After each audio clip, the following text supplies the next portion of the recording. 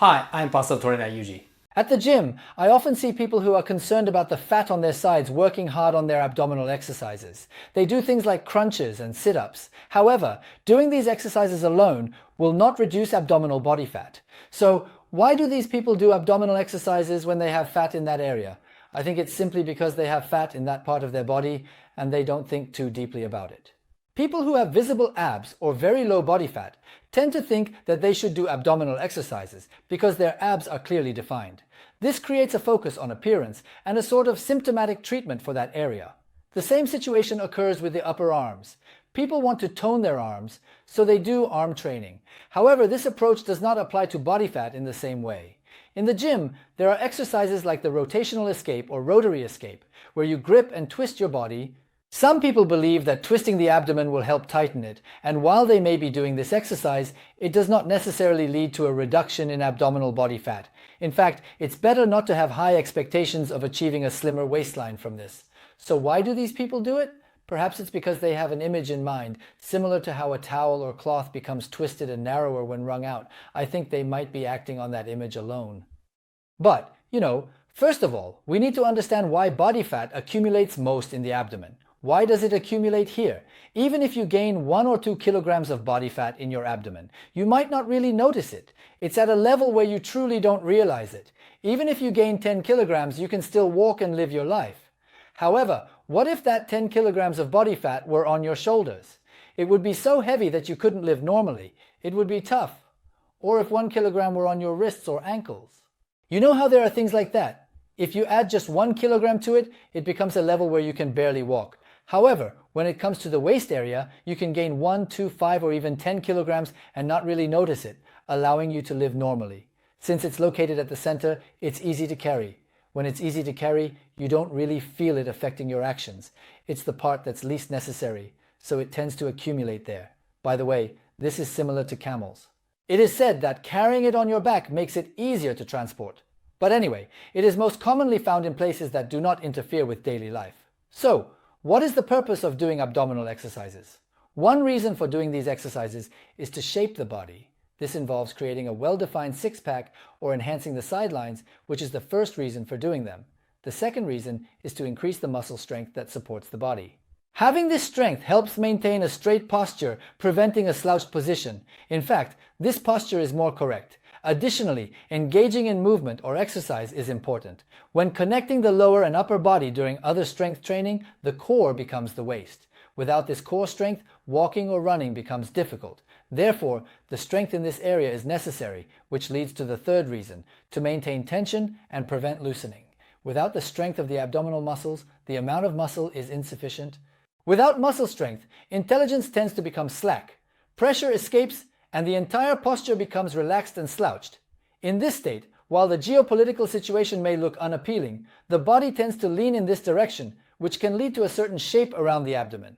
For example, in individuals who consistently maintain this kind of posture around the shoulders, their bodies can end up in this position and may not return to a normal state.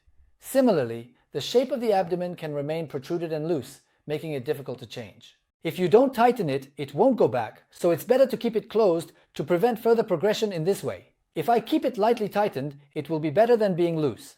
In this position compared to that position, the waist is about 1 centimeter different. It reduces by about 1 centimeter, but it doesn't mean that body fat decreases or that the waist size decreases by 10 centimeters. It just means that it reduces by about 1 centimeter due to the slight tightening. Additionally, by keeping it tightened in the future, it's like creating your own corset. There is meaning in it. So, when we talk about training the abdominal muscles, it's essentially the same as training the pectoral muscles. If you work on your pectoral muscles, they will become thicker and develop well. It's the same concept. Training the abdominal muscles means increasing strength and building muscle. Therefore, having a six-pack is also about building muscle. Now, if it were just about developing the muscles for the six-pack, that would be fine, but then there's also the side bend exercise. There are exercises like this. In this exercise, the weight of the dumbbell is being supported on one side, which puts a load on the waist and the side of the body. The muscles on this side then lift the dumbbell. It's something like this. Regarding strength training, simply doing this will not necessarily tighten the waist. In fact, there is a considerable possibility that it could make it thicker. This is because the abdominal muscles used in side bends are primarily the lower part of the obliques, specifically the area just above the pelvis, which is located horizontally. So, when you focus on this area because you are concerned about it, you are only addressing the symptoms. As mentioned earlier, doing abdominal exercises is about strengthening the core and building stability. Building muscle can be quite effective, so I intend to work hard at it. It's quite common for women to lift weights of 12 to 15 kilograms. That's a significant weight, and as a result, the upper part of the oblique muscles tends to develop easily. You can see this in baseball players and in people who engage in various sports quite intensely. They often have well-defined muscles. Additionally, this development is also noticeable in many black individuals, leading to pronounced muscle growth above the pelvis. There is a possibility that it can develop to that extent. Therefore, the side bend exercise does not particularly have the effect of slimming the waist. Rather, if done with too much weight, it can actually make it thicker. That's something to be cautious about. It's fine to do it lightly, but there's no need to do it with too much weight. However, when it comes to the oblique muscles, particularly the upper part that overlaps the ribs, training them allows you to tighten your waist without a corset. This is necessary to achieve a tightening of about 5 mm to 1 cm. But even so, this means that doing crunches or sit-ups, or even training the muscles around the waist, is fundamentally not related to losing body fat. So, what should we do to reduce this side body fat? There are 3 main approaches to addressing body fat. One of them is significant calorie expenditure. Significant calorie expenditure can be achieved through exercises like squats or back lunges, for example, using a barbell at the gym. When you engage in activities like deadlifts with dumbbells or barbells, which utilize large muscle groups and significantly increase energy expenditure, it naturally leads to burning a lot of calories, making it easier to lose body fat. However, focusing solely on recovery exercises results in very low energy expenditure, which is insufficient to burn fat in the abdominal area. While you can perform abdominal exercises, they typically do not generate enough energy expenditure on their own. When you perform squats while carrying a weight or even just doing back lunges, you will find that you get out of breath. This means that the energy expenditure is significant, so it's important to engage in exercises that provide a large calorie burn. However, squats typically require a barbell to be effective, which can be challenging. If you're working out at home, doing back lunges is a more effective option. They are easy to perform and also have a high energy expenditure. Therefore, I usually recommend that. The second point is about building a body with a high metabolism. Therefore, by engaging in strength training that utilizes large muscle groups, you can develop muscle itself. This allows you to create a body that consumes a lot of energy even when you are not doing anything, resulting in a high metabolism. Thus, building your body through strength training becomes important. While aerobic exercise also consumes energy and burns body fat, strength training plays a crucial role as well.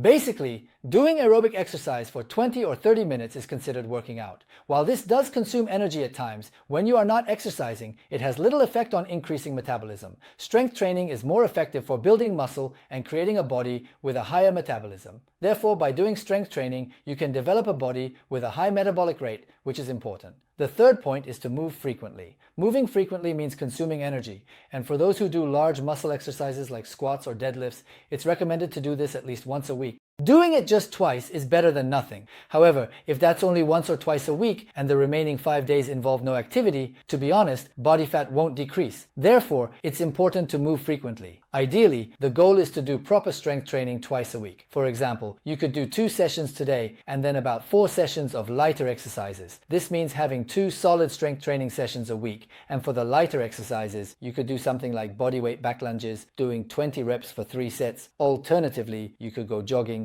I think it's fine to do aerobic exercises as well. The idea is to combine both intense and moderate activities and to stay active frequently throughout the week. This is quite important because if you don't do this regularly, it can be difficult to lose weight.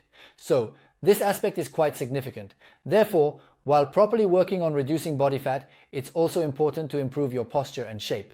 To maintain this, it's necessary. So while doing that, it's important to incorporate strength training, as I mentioned, and to combine these activities. First, what exactly are abdominal muscles and what roles do they play? It's important to understand this clearly. While one might think that abdominal exercises alone can reduce body fat, it's actually crucial to engage the legs effectively to lose abdominal fat. In reality, when performing leg exercises, you also use the thighs, glutes, and even the abdomen, lower back and upper back. Therefore, since these areas are significantly engaged, it's perfectly fine to focus on leg exercises. By combining these elements effectively, you can achieve better results. It's fine to try various approaches, but first, focusing on your legs will help reduce abdominal body fat. It's better to start from there. Therefore, targeting the side belly fat will yield clear results. I hope you will try this method. Please subscribe the channel and follow my Instagram and X. I hope to see you next time. ありがとうございます。